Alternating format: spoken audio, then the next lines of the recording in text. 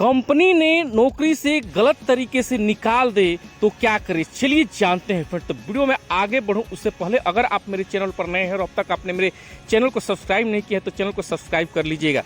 तो मैं बता दूं कि कंपनी ने अगर नौकरी से गलती से निकाल दें तो कर्मचारियों को भी मिलते हैं ये खास अधिकार। चलिए जानते हैं।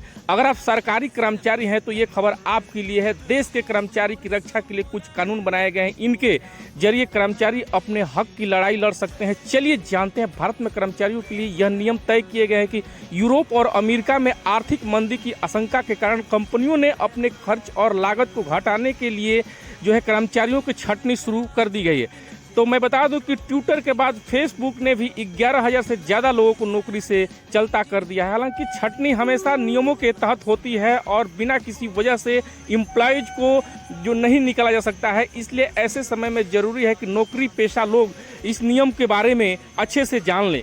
तो देश में कर्मचारियों की रक्षा के लिए कुछ कानून बनाए गए हैं, इनके जरिए वो अपने अधिकारों की लड़ाई लड़ सकते हैं। आइए जानते हैं कि भारत में कर्मचारियों की क्या नियम तय किए गए हैं। अधिकारों को जानने से पहले हमें समझना होगा कि अवैध तरीके से नौकरी की समाप्ति क्या होती है। अवैध या गलत तरीके से नौकरी से निकालने का मतलब होता क्या है। तो जब किसी कर्मचारी को बिना किसी पर्याप्त कारण के नौकरी से निकाल दिया जाता है तो इसमें कर्मचारियों की कंपनी के साथ व्यक्तिगत संघर्ष, कंपनी को घाटे में जाना आदि हो सकता है। नौकरी से निकाले जाने के गलत तरीके, तो फ्रेंड्स कोई भी कंपनी भेदभाव के आधार पर किसी कंपनी या किसी कर्मचारी को नहीं निकाल सकती है। इनमें से जाति, उम्र, लिंग, राष्ट्रीयता आदि भेदभाव के आधार पर हो सकता है। HIV एड्स से पीड़ित कर्मचारी को भी इस आधार पर निकालना उसके अधिकारों का उल्लंघन है। हर कंपनी और कर्मचारी के बीच एक जॉब को लेकर कुछ नियम और शर्तें होती है और दोनों ही इनका पालन करना होता है। अगर कंपनी इन शर्तों को तोड़ती है और कर्मचारियों को निकाल देती है तो उसे गलत माना जाएगा। गलत तरीके से नौकरी से निकाले जाने वाले हर भारतीय के पास कानूनी अधिकार है, जिनके जरिए वह कंपनी को फैसले को आपको इनमें से औद्योगिक विवाद अधिनियम 1947, महिला मुआवजा अधिनियम 1923, राज्य और दुकानों स्थापना नियम अनुबंध अधिनियम 1872 और मातृत्व लाभ अधिनियम शामिल है। तो कर्मचारी कैसे करे शिकायत?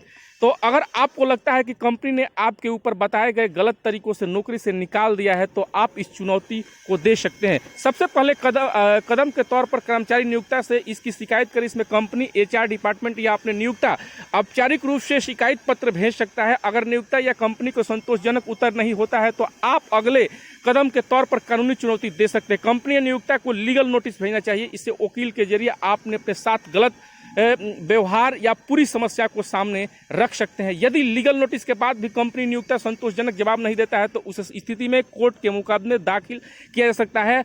आप अपनी बात रखने के लिए लेबर कमिश्नर से भी मिल सकते हैं। अगर लेबर कमिश्नर ऑफिस में 45 दिन के अंदर आपका विवाद नहीं सुलझता है तो आप इंडस्ट्रियल कोर्ट में भी जा सकते हैं। इसके अलावा दीवानी अदालत में केस को ले जा सकता है। तो ऐसे ही जानकारी के लिए आप मेरे चैनल को सब्सक्राइब कीजिए। जय हिंद।